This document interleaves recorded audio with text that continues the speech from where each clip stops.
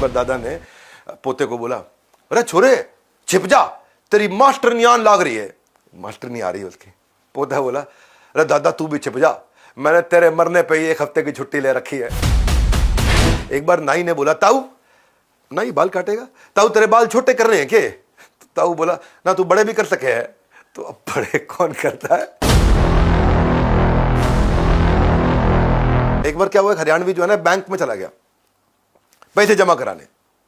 अच्छा पैसे जमाने गिरा, कैशियर ने देखा ऊपर करके, रे ताऊ ये तो नकली नोट है। ताऊ कहता है, फिर तेरे के खाजे जावेंगे तो मेरे खाते में।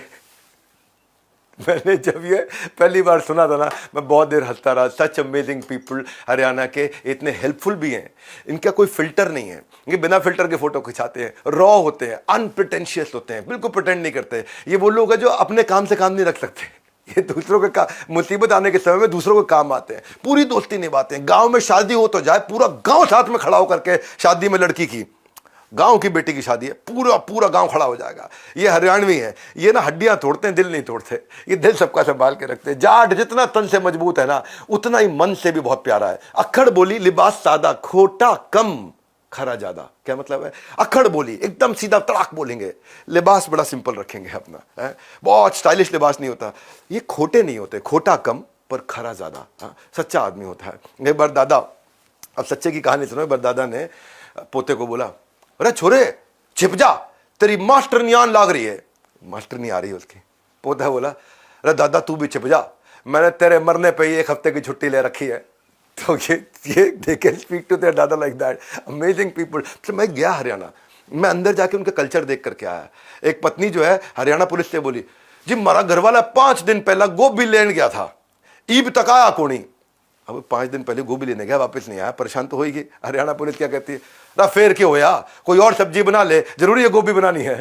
तो दे आर लिटिल डिफरेंट। तो ये क्या है, ये टेंशन के अंदर भी माहौल क्रिएट करते हैं। इतने रॉ है, बिल्कुल फिल्टर नहीं है। सरकाज़म इनका अलग प्रकार का है। स्पॉन्टेनियस इतने होते हैं कि इनके जो जोक्स हैं ना वो अचानक आते हैं। एक बार नाई ने बोला, ताऊ नाई बाल काटेगा, ताऊ तेरे बाल छोटे कर रहे हैं के? ताऊ बोला, ना तू बड़े भी कर सके है। तो अब बड़े कौन करता है? वो हरियाणवी के जवाब उल्टे नहीं होते, लोगों के सवाल उल्टे होते हैं। टीचर तुम्हें पता है हमारे पूर्वज बंदर थे? बोला ना थारे होंगे जी, हमारे तो चौधरी थे। तो वो बोला तुम्हारा सवाल ही गलत है। इतने अमेजिंग हरियाणा के अंदर थोड़ी बहुत कमियां भी हैं।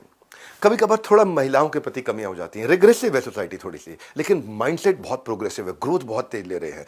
महिलाओं के प्रति थोड़ा अलग। एक बार एक हरियाणवी जाट जो है ना, अकबर के सैनिकों ने उसको पकड़ लिया और दरबार में ले गए। अब सम्राट अकबर, महाराज अकबर बुला लिया उसको, कौन हो तुम, इतनी रात को हमारे महल में क्या कर रहे हो? हरियाणवी जाट बोला, महाराज मैं सोनू हूं, महल में घूमने आया था जी। तो अकबर ने बोला, सैनिकों इसे ले जाओ और बंदी बना दो। महाराज जान से मरवा दो, गला कटवा दो, लेकिन बंदी मत बनाना, हाथ जोड़ूं। तो यहां जो है ना बंदी वर्ड, यहाँ फीमेल्स के प्रति कभी कभार ऐसा होता है, फीमेल फीटिसाइड हो, वुमेन सेफ्टी हो।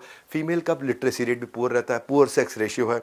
हरियाणा का सेक्स रेशियो वैसे 832 से बढ़ के 917 हुआ है, इंप्रूवमेंट हुआ है, लेकिन इन डिप्रेसिंग फिगर्स के बावजूद इसकी प्रोग्रेसिवनेस को आप कम नहीं कर पाओगे और गेस भी नहीं कर पाओगे। बोलने में एग्रेसिव है लेकिन काम में बहुत प्रोग्रेसिव है। हरियाणा इस समय among the 3 fastest growing state है इकोनॉमी के अंदर। गुजरात और कर्नाटका के बाद तीसरे नंबर पर सबसे तेज जो ग्रो कर रहा है वो हरियाणा है। पहला राज्य है जिसमें 100% रूरल इलेक्ट्रिफिकेशन है, हर गांव में बिजली आ रही है। हरियाणा आज बासमती राइस का लार्जेस्ट एक्सपोर्टर बन चुका है पूरे भारत के अंदर। हरियाणा का जो नेशन के प्रति जो जीडीपी का कंट्रीब्यूशन है वो लगातार बढ़ के इस समय 3.52 से बढ़ के 3.86 हो गया है।